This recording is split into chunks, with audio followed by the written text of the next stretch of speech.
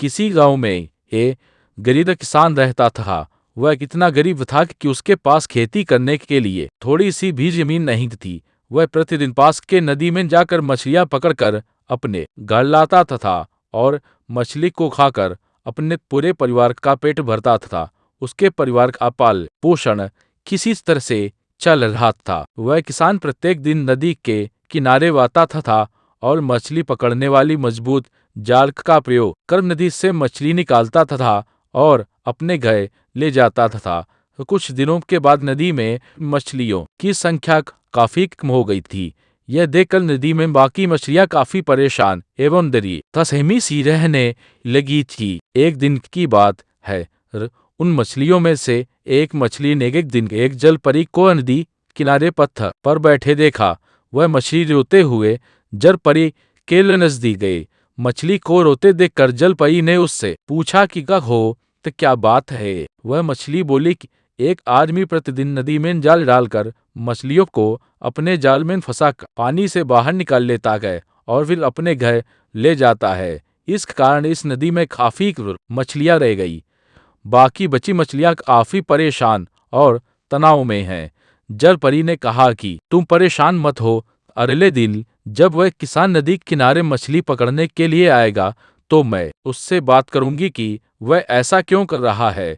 अगले दिन जब वह किसान उस नदी में मछली पकड़ने के लिए आता है, जल परी नदी के पानी से बाहर आती है और उस किसान को कहती है, तुम रोज रोज यहाँ से मछली पकड़कर घर ले जाते हो, इस कारण ही तालाब में मछलियां काफी ज्यादा हो गई है।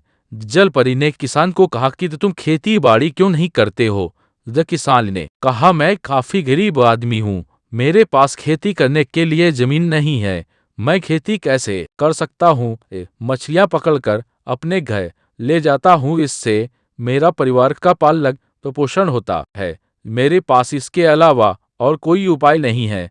अगर मैं मछली नहीं पकड़ूंगा तो मेरा परिवार भूख से मर जाएगा। जल परी को किसान की बात और उसकी मजबूरी अब समझ में आ गई थी। जल परी को लगा कि किसान सही कह रहा है। यह अपने परिवार की मजबूरी के कारण नदी में मछली पकड़ता है। मछली को भोजन के रूप में खाकर इसके परिवार का किसी तरह से पालन पोषण चलता है। जल परी को उस किसान पर बहुत दया रही। इसके बाद जल परी पानी में गोता लगाती है और कुछ ही देर में अपने हाथ में कीमती मोती लेकर नदी से बाहर आ जाती है। जल परी किसानी को वह मोती हाथों में पकड़ाकर कहती है कि यह कुछ मोतियां हैं, इसे बाजार में ले जाकर बेच देना और उस पैसे से अपने लिए खेत जमीन खरीदकर खेती बाड़ी करना शुरू कर देना।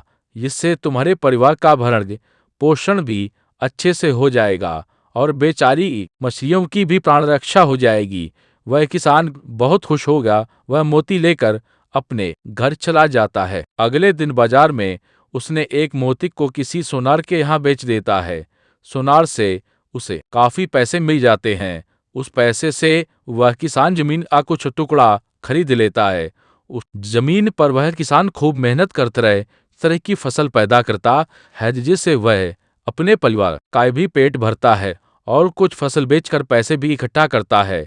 इस तरह अपनी मेहनत से वह किसान धीरे धीरे अपने गांव का अमीर आदमी बन जाता है।